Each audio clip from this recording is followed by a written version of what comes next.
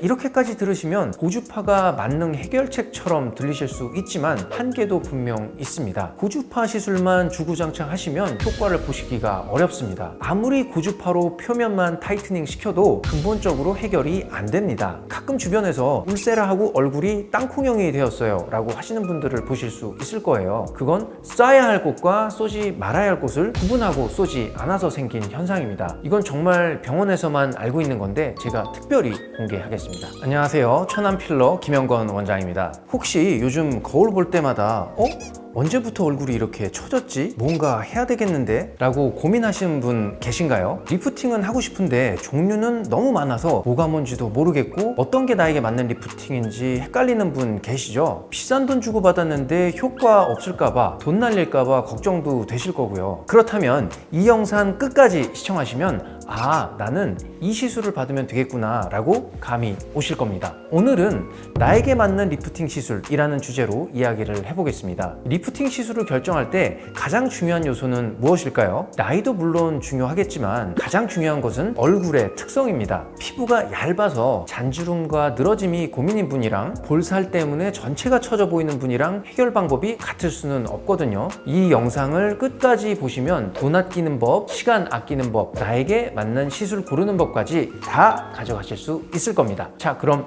시작해 볼까요? 첫 번째로 소개해드릴 시술은 바로 이런 분들을 위한 시술입니다. 피부가 탄력을 잃으니 피부결도 안 좋아지는 것 같아서 시술은 받고 싶은데 다음날 바로 일상에 복귀해야 해서 시술 후 회복 기간이 전혀 없었으면 좋겠고 시술이 통증도 별로 없었으면 좋겠다 하시는 분들, 그런 분들에게 딱 맞는 시술이 있습니다. 바로 고주파 시술인데요. 텐서마, 써마지, 인모드 많이 들어보셨죠? 이런 시술들이 고주파 시술에 해당합니다. 고주파 시술은 피부층에 열을 가해서 콜라겐 수축과 합성을 유도해 피부 탄력을 증진시키는 시술인데요. 저는 이걸 피부 다리미라고 부릅니다. 왜냐하면 잔주름, 모공, 피부결 이런 세세한 부분들을 쫙 펴주는 느낌이 정말 다리미질과 비슷하기 때문이죠. 피부 다리미라고 하니 모든 분들에게 좋을 것 같지만 특히 효과적인 분들이 있습니다. 피부가 원래 얇으신 분들, 화장할 때 파운데이션이 들떠서 고생하시는 분들께 특히 효과적입니다. 일단 피부결부터 고와지면 좋겠다 이런 분들에게도 고주파 시술이 딱입니다. 요즘에는 장비들이 다 잘 나오기 때문에 솔직히 말씀드리면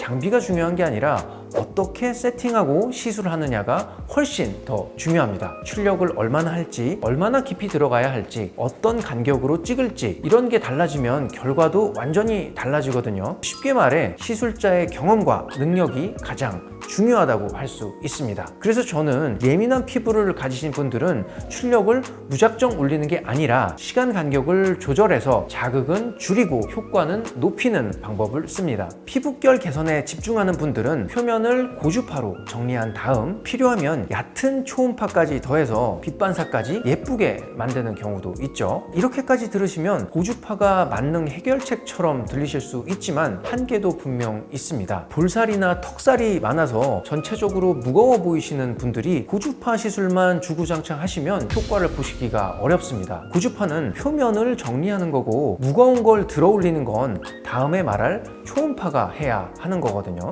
그럼 이제 진짜 무겁다는 느낌을 해결하는 초음파 얘기를 해볼까요? 울세라, 브이로, 텐세라, 슈링크 많이 들어보셨죠? 이 시술들이 지금부터 말씀드릴 초음파 시술에 해당하는데요. 앞서 고주파는 표면을 매끄럽게 하는 거라고 말씀드렸잖아요. 초음파는 피부층과 근육층 사이에 피하지방과 근막층을 타겟으로 해서 일정한 깊이에 순간적으로 열을 집중시켜 쪼그라들게 만드는 시술입니다. 마치 불판의 오징어가 단백질 변성이 되면서 오그라드는 원리와 같은 거죠. 전체적으로 얼굴살이 많아서 그 무게 때문에 전체가 아래로 처진 분들에게 초음파를 많이 권해드립니다. 이런 분들은 아무리 고주파로 표면만 타이트닝 시켜도 근본적으로 해결이 안 됩니다. 전체적인 볼륨의 수축이 우선 필요하거든요. 그렇다고 살이 없다고 해서 초음파를 권장드리지 않는 것은 아닙니다. 우리가 나이가 들면 살이 찌지 않아도 늘어나는 부위가 있습니다. 예를 들면 팔자 위, 불독살, 턱살 같은 곳들이죠. 이런 부위가 나이가 들어서 늘어난 분들은 얼굴에 살이 없어도 이 부위에만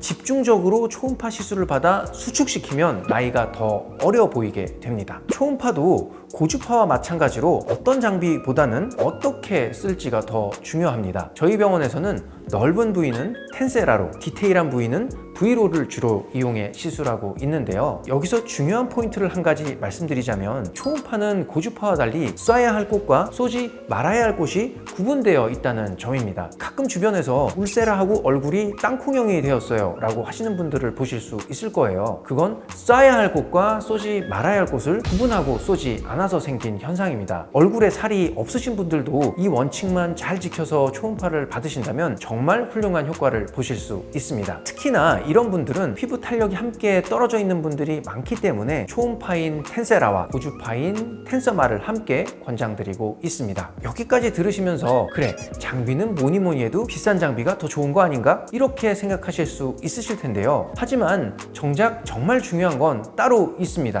지금부터는 제가 소신 발언하겠습니다. 환자분들이 가장 많이 하시는 질문이 오리지널 장비가 더 좋죠? 이거거든요. 근데 제가 10년 넘게 진료와 시술을 하면서 확실하게 말씀드릴 수 있는 건 장비 이름 자체가 결과를 만드는 건 아니라는 겁니다. 그 장비를 어떻게 설정하고 어떻게 쓰느냐에 달려 있습니다. 출력을 얼마나 할지, 얼마나 깊이 들어갈지, 어떤 간격으로 할지, 어떤 방향으로 할지 이런 걸 환자분 얼굴에 맞춰서 정하는 게 훨씬 중요합니다. 저희는 첫 상담 때 효과, 안전, 회복 이 세 가지 중에서 뭘 가장 우선할지 먼저 정합니다. 급한 일이 있으면 회복을 우선하고 확실한 효과를 원하시면 효과를 우선하고 이런 식으로 기준을 정한 다음에 장비랑 설정을 고르는 거죠. 결국 누가 어떤 생각으로 어떻게 하느냐가 훨씬 더 중요하다라고 봐주시면 좋을 것 같습니다.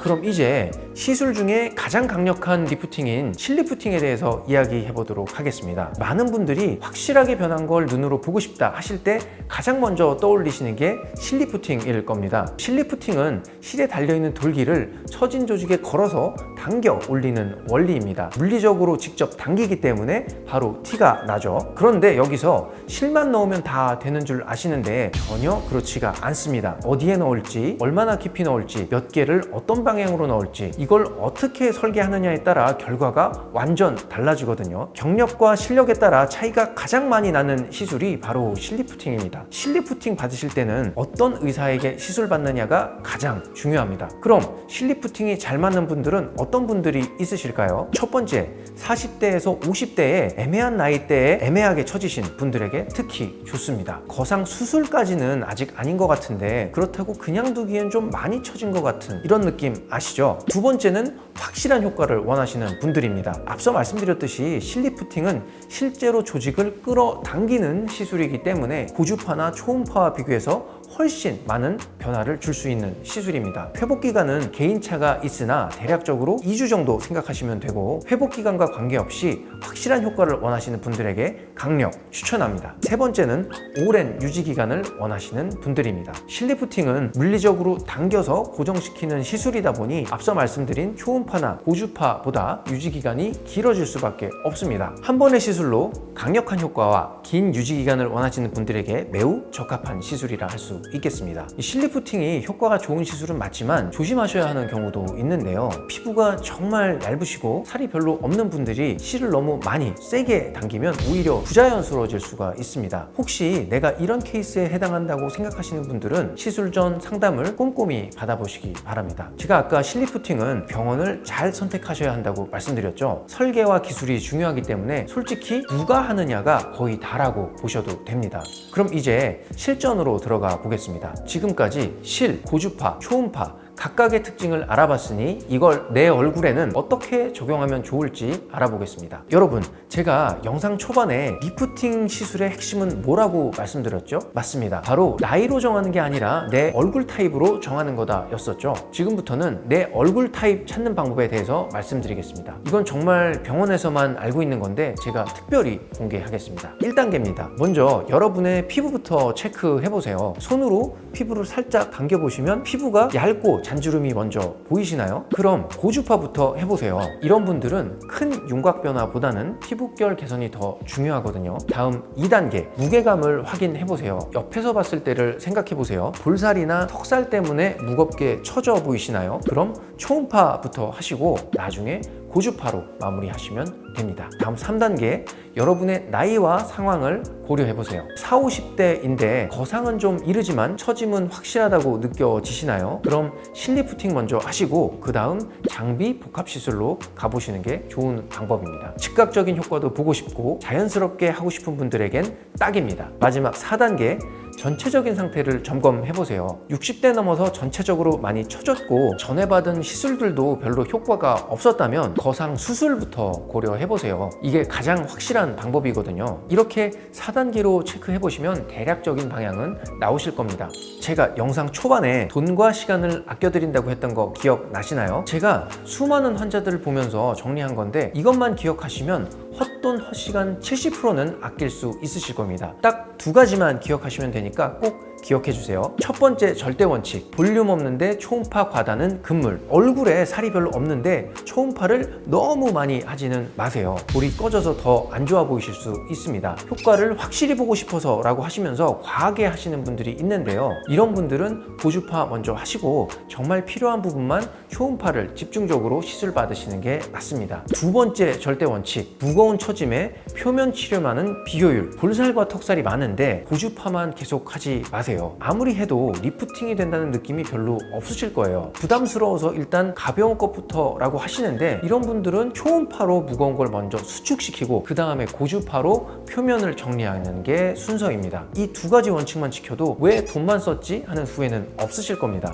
오늘은 리프팅 시술의 모든 것에 대해서 알아봤는데요. 여기까지 보셨으면 이제 광고에 흔들리지 마세요. 내 얼굴이 어떤 타입인지 먼저 파악하시고 그에 맞는 방법을 찾으시면 됩니다. 저희 병원은 상담할 때부터 얼굴 타입을 꼼꼼히 보고 어떤 목표인지 듣고 그에 맞는 시술 계획을 세워드립니다. 급한 일정이 있으시면 그날부터 거꾸로 계산해서 언제 뭘 해야 하는지도 알려드리고요. 무엇보다 저희는 과한 권유는 절대 안 하고 있습니다. 정말 필요한 것만 솔직하게 말씀드리거든요. 오늘 이 리프팅에 대해서 말씀드려봤는데요. 더 궁금한 점이 있으시면 언제든 편하게 상담 예약 주세요. 더 많은 정보를 원하시면 구독과 좋아요, 알림 설정도 잊지 마시고요. 댓글로 궁금한 점 남겨주시면 다음 영상에서 다뤄보도록 하겠습니다. 여러분의 아름다운 노화, 자연스러운 슬로우 에이징 여정을 저희가 함께 하겠습니다. 지금까지 천안 LC의원 김영권 원장이었습니다. 감사합니다.